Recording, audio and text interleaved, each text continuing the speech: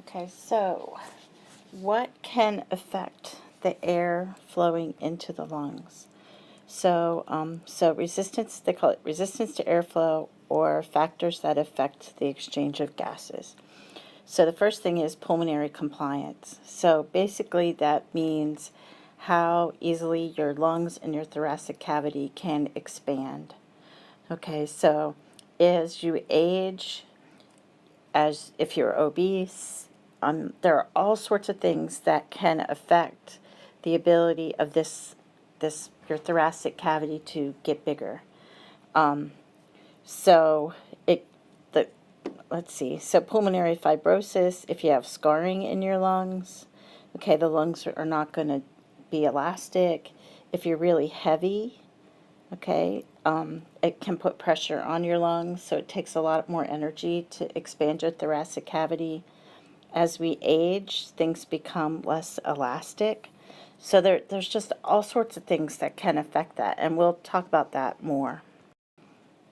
Okay, now another thing is the size of the bronchioles. Okay, so now remember the bronchioles have smooth muscle in them. Okay, so this smooth muscle can constrict or dilate. Okay, so this is how we control whether air can go in or not. Okay, so if something constricts, it could be because you inhaled something. Okay, so you inhale something and the bronchioles constrict so that you don't get any more of it into your lungs. Okay, cold air can cause them to constrict. Histamine can cause bronchoconstriction, and then the parasympathetic nervous system stimulates them to constrict. Okay, dilation. Okay, so we're making the bronchioles big, so the sympathetic nervous system makes them bigger. Epinephrine will make them bigger. Okay, so that's the second thing. Okay, now the third thing is alveolar surface tension, and I already talked about this. Okay, so here's the alveoli, and inside them, I could make this like this. Okay, so inside here, it's covered with water. Okay, that thin film of water, it needs to be there. It has to be there for gas exchange, okay, for the gases to dissolve and be transported.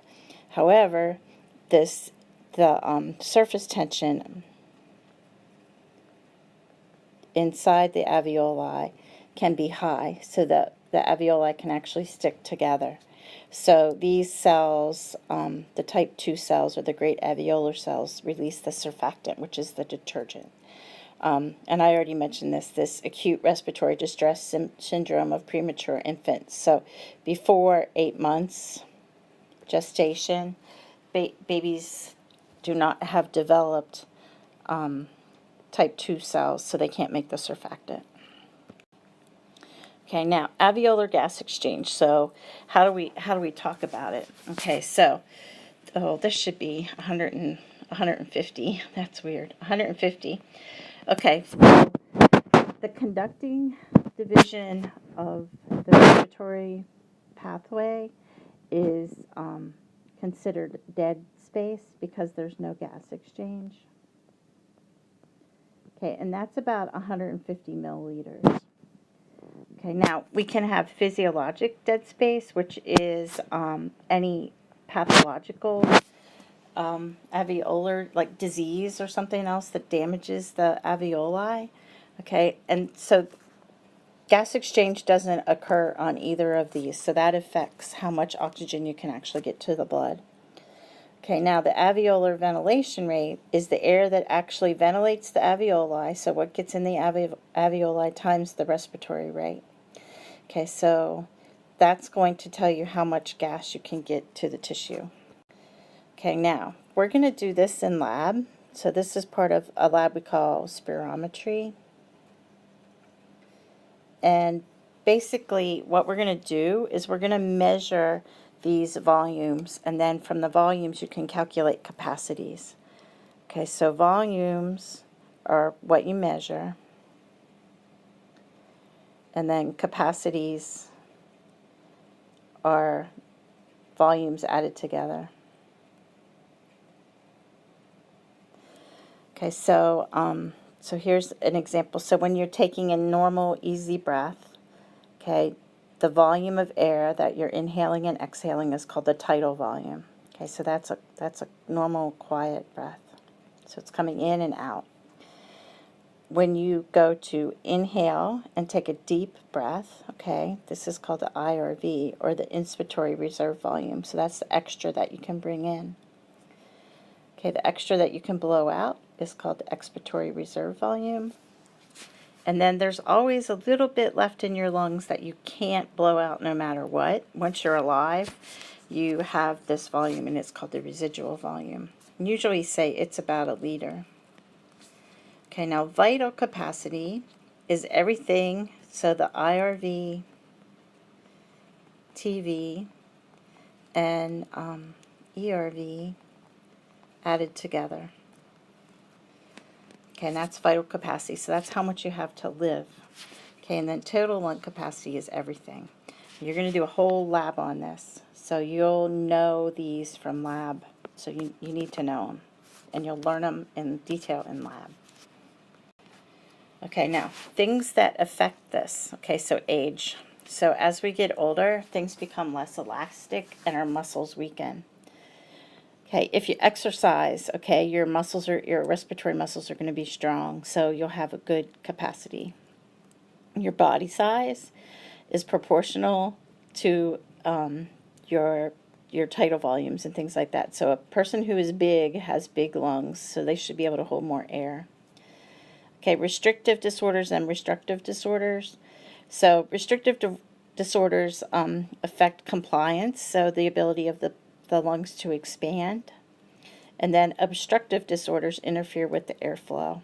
Okay, so it's hard to blow the air out.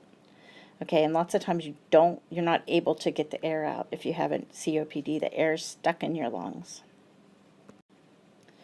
Okay, now how does your brain control ventilation? Okay, so it's repetitive stimuli. Okay, so I think of it as kind of like sonar. Okay, now the neurons are found in the medulla oblongata and the pons. Okay, so that's going to control your normal unconscious breathing. So it's kind of like you don't have to think about it. It's going to happen. All right, now voluntary control. So like if you're blowing out the birthday candles. Okay, that goes to your motor cortex, so that's higher order. Or you're singing or whatever, yelling. Okay, what did I write? Birth. I don't know what I was writing there. Okay, so motor cortex. Okay, now, there are 2 kinds of neurons in the medulla oblongata. Okay, there are inspiratory neurons and there's expiratory neurons. Okay, so inspiration is you're going to inhale, right? Expiration is you're going to exhale. Okay, so the inspiratory neurons fire, so like bing, bing, bing, bing, during inspiration. And then the expiratory neurons only fire during forced expiration. Okay, now the path of the neurons, so the fibers go from the brain, from the brainstem down the spinal cord to lower motor neurons. Okay, and they're going to go to the diaphragm and the intercostal nerves. Okay, now here's more details. Okay, so the medulla oblongata, okay, has 2 respiratory groups, so 2 parts of it that are respiratory groups. So one is the ventral, so the ventral is going to be on the front, and one is the dorsal. Okay, so we call the ventral the VRG, okay, and we call the dorsal the DRG. Okay, now the VRG, it's the one that does most of the work. Okay, so it's going to inhale and exhale. Okay, so basically what happens is the inspiratory neurons are turned on for 2 seconds. Okay, so 1, 2. Okay, and then the expiratory are turned on for 3 seconds. So let's do 1, 2, 3. So stop. Okay, and they're going to inhibit the inspiratory. So basically what's happening is we're going 1, 2, inhale, 1, 2, 3, exhale. Okay, so inhale, inhale, 1, 2, 3, exhale. Okay, so that, and if you listen to someone breathing when they're normal breathing, you can see that same, like that 5-second pattern. So inhale for 2, exhale for 3. Inhale for 2, exhale for 3.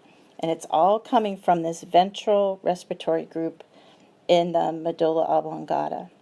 Okay, the dorsal group, all it is it's a relay station, so it's just like the message just passes through the dorsal group. Okay, now the pons has, they call it the pontine respiratory group. And basically what it does is it's just going to smooth the transition between inspiration and expiration. So you're not gasping in between. Okay, so respiration rate for normal quiet breathing is called eupnea. Okay, so we average about 12 to 15 breaths per minute. Okay, and the tidal volume is about 500 milliliters. Okay, so dyspnea doesn't have that pattern. Okay, and apnea means it stops at some point in time, like sleep apnea. All right, so here's a picture, and I don't want you don't have to memorize this picture, okay, but I wanted you to see the medulla oblongata and the pons. Okay, so here's the medulla oblongata, there's the pons, okay, and the message is going to come out from here. Okay, there's a lot in this image, so don't worry about it too much. Okay, now, how do we regulate what's going on? How do we regulate our breath? Okay, so we have connections coming into the brainstem. Okay, so we get input from the limbic system. Okay, and we get input from the hypothalamus. Okay, so those are going to transfer pain and emotional connections to your breathing. So like if you get worked up and you're scared, okay, and you start to cry, all right, so that's that input. Okay, now we also have input from chemoreceptors. Okay, now there are chemoreceptors on the medulla oblongata, okay, and in the big arteries like the aorta. Okay, and what they monitor is they're going to monitor blood pH, blood carbon dioxide, and blood CO2. Okay, so if these levels get out of homeostasis, we can alter our respiratory rate. Okay, so this is the big thing. All right, now input from airways and lungs. So if you inhale something, you can have the vagus nerve goes to the message to the medulla, okay, and we can have bronchoconstriction or we can start to cough. Okay, we also have an inflation reflex, so we can't blow our lungs up. Okay, so baroreceptors will go off and it'll say, okay, you need to stop, and that'll do it. Okay, now voluntary control. This is kind of the same thing. Okay, so neural pathways. So the motor cortex of the frontal lobe sends impulses down the corticospinal tracts to respiratory neurons in the spinal cord. So it'll bypass the brainstem. So it'll override the automatic inspiration and expiration. Okay, now there's limits on voluntary control. So think about a kid that holds its breath until they pass out. Okay, so blood, carbon dioxide, and oxygen can cause you to pass out, and then you're automatically going to start breathing again. So you can't kill yourself that way. Okay, then Undine's curse. Undine's curse it's based on Greek mythology, where I can't remember the whole story, but the moral of the story is something is damaged in your medulla oblongata, and you'd have to remember to breathe. So these people usually, they would die when they fall asleep.